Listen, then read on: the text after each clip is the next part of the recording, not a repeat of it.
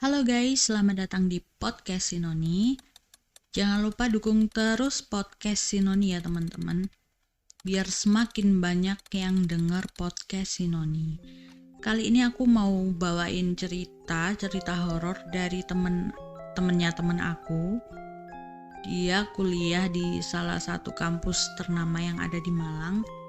Jadi ini cerita dari kos-kosannya dia, pengalaman pribadi dia. Oh iya, jadi semua yang ada di podcast ini ceritanya real ya teman-teman, cerita nyata. Oke, langsung aja kalian dengarkan. Jadi gini, kos-kosannya itu ada 2 lantai. Jadi tiap sore itu ada anak main bola ya di situ. Tiap kali anak-anak kecil main bola, itu bolanya tuh mesti nyangkut di lantai 2 itu. Nah, pas anak-anak kecil itu minta tolong ke orang-orang yang tinggal di dalam kos, mereka itu nggak pernah nemuin bolanya, nggak tahu bolanya kemana. Tapi jelas-jelas bolanya itu masuk situ gitu teman-teman. Kos-kosan ini ada di deket pasar. Kasih tahu nggak ya? Kasih tahu deh. Kos-kosannya ini ada di deket pasar Jombang, di Jalan Jombang. Jadi kebanyakan yang ngekos di situ anak UM. Halo, mana suaranya anak UM? Jadi temanku sebut aja namanya Lina gitu ya. Jadi si Lina ini kan awal pindah kos itu udah disambut sama hal-hal yang gak enak gitu teman-teman. Jadi dia itu selalu dengar suara kayak ada hentakan kaki atau orang lagi mukul dinding gitu. Jadi suaranya jedak jeduk kayak gitu. Ya dia pikir kan ya siapa gitu ya. Nah terus pas ada suara kayak gitu, dia tuh langsung bilang gini, "Duh, suara siapa ya?" gitu. Dia itu ada di depan.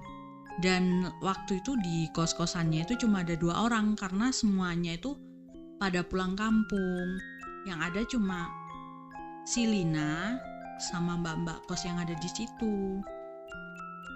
Nah, terus habis si Lina bilang kayak gitu, mbak-mbak kos itu langsung turun ke bawah. Dia lari kayak wajahnya itu kayak orang ketakutan gitu. Nah, dari situ si Lina ini mulai curiga. Gak berhenti di situ aja ya teman-teman. Jadi ini katanya si Lina ini sering banget tiap malam itu dia dengar suara jedak-jeduk. Tiap kali dia mau tidur itu pasti dengar suara kayak gitu. Nah, yang bikin mirisnya lagi, tiap kali dia dengar hal-hal yang kayak gitu, kayak jedak-jeduk gitu, dia itu selalu ingat hal-hal di masa lalu dia. Bukannya kenangan yang manis ya, malah kenangan buruk gitu yang diinget-inget. Jadi dia itu sampai sampai dia itu sampai nangis sesenggukan. Nggak tahu, kayak hal-hal yang semacam itu mendorong dia buat mengingat hal-hal buruk dia yang ada di masa lalu, kayak bawa dia ke hal-hal yang negatif gitu loh teman-teman. Jadi sebenarnya yang dicemasin si Lina itu hal-hal yang seperti itu. Kalau kita lihat makhluk halus, kalau memang dia nggak ganggu kan nggak apa-apa ya. Tapi ini kayak bikin memicu orang jadi emosi gitu. Jadi si Lina ini kayak semakin hari kayak orang hampir kena depresi gitu loh. Karena dia jam tidurnya juga keganggu. Terus kalau dia di kamar terus ini kayak dipaksa buat nginget-nginget hal-hal yang enggak, hal-hal yang masa lalu yang bisa menimbulkan pikiran dia jadi ngedown kayak gitu. Dan ternyata teman-teman yang ngerasain hal seperti ini tuh bukan cuma Lina aja, teman-teman yang lain juga sama kayak gitu. Ini ada sih yang benar-benar udah depresi gitu ya, udah skripsinya belum selesai, terus ketambahan hal-hal yang aneh ada di kos-kosan itu. Jadi si mbak-mbaknya ini kayak orang depresi gitu. Dia jadi sering kesurupan gitu katanya si Lina, kayak gitu. Terus temennya si Lina ini, temennya sepantaran itu juga ada yang ngekos di situ. Dia itu tinggal di kamar bawah. Nah, katanya temen si Lina ini, dia itu pernah lihat ada dua wanita gitu. Padahal dia ini nggak bisa lihat hal-hal semacam kayak gitu, cuma dia dikasih tahu gitu. Ada dua wanita, yang satu tua dan yang satunya itu masih muda. Jadi setelah kejadian itu ada aja yang kesurupan gitu loh teman-teman. Temennya si Lina ini juga salah satunya yang kesurupan. Jadi tiap anak kos yang kesurupan itu, mereka itu sering apa ya, kayak nggak jelas gitu ya. Memang ya kesurupan ya nggak jelas, maksudnya sering ngelempar barang sampai kayak gitu kan, menakutkan ya teman-teman ya. Kalau misalnya yang dilempar pisau gimana, takut kan kita. Nah kayak gitu, jadi apa aja yang ada di depan orang kesurupan itu dilemparin gitu sama orang yang lagi kesurupan. Ini pernah temennya Lina ini kesurupan jam 11 malam. Bayangin jam 11 malam. Gimana coba perasaan kalian?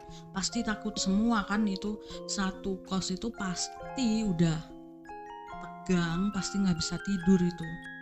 Ini memang beneran terjadi. Akhirnya ini temennya si Lina itu pindah teman-teman.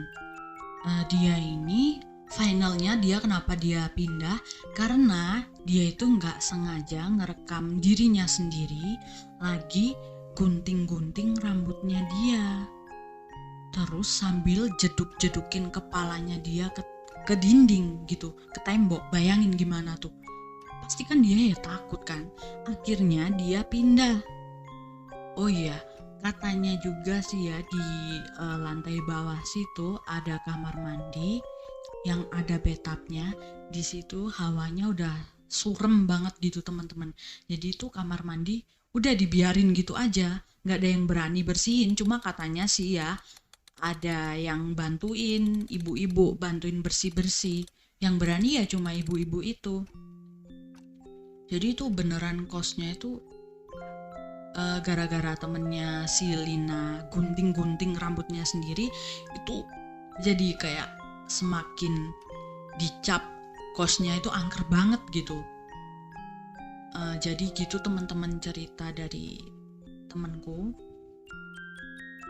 Jadi pesan yang bisa kita ambil dari cerita ini ya, salah satunya yaitu kita harus memperkuat iman kita, karena hal-hal seperti itu memang sering terjadi ya teman-teman. Jadi yang bisa bentengin diri kita sendiri ya iman kita.